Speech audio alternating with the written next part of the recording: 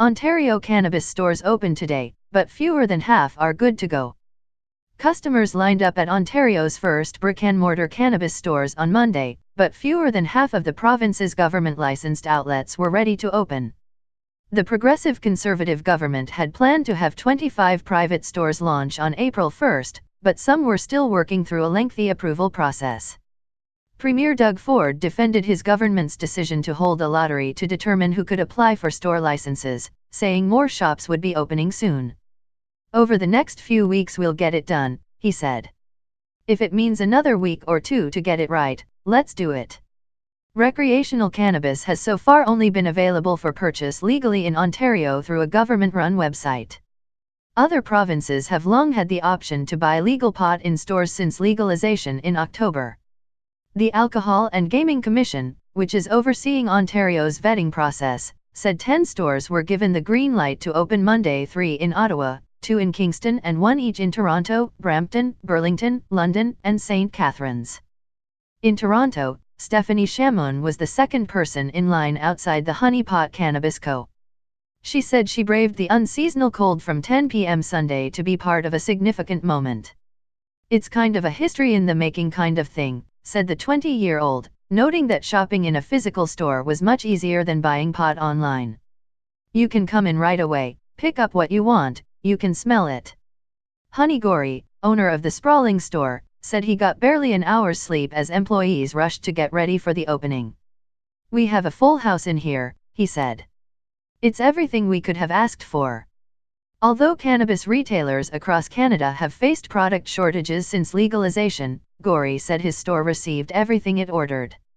When asked whether he was worried about running out of product in the coming days, he said, "It would depend on customer demand." In Burlington, Art Jacks lined up at 4 a.m. at RELM Cannabis Co., which had about 24 people waiting outside when doors opened.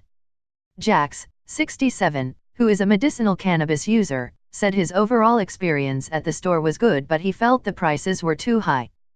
"The government's not going to have any chance of dealing with the black market if they don't lower the cost," he said.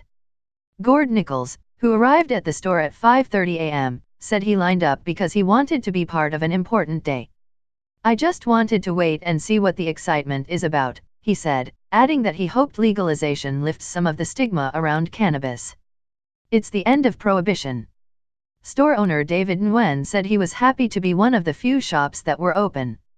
"We're all here to make history," he said. "We have great educators to teach about products and we also have security to ensure that they're checking IDs." In the nation's capital, a long line formed outside Fire and Flower, located in Ottawa's tourist hub, the Bywood Market. Nikki Shop said she was at the store celebrating her first day of retirement and looking for something to help with pain management. "I'm open to lots of things in life," she said.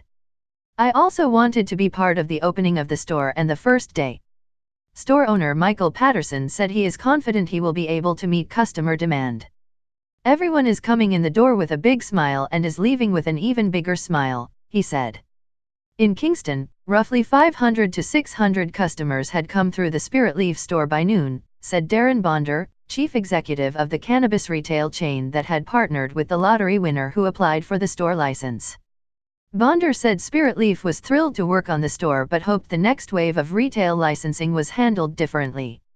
"I hope that for the next round of licenses, that AGCO and OCS consult with industry.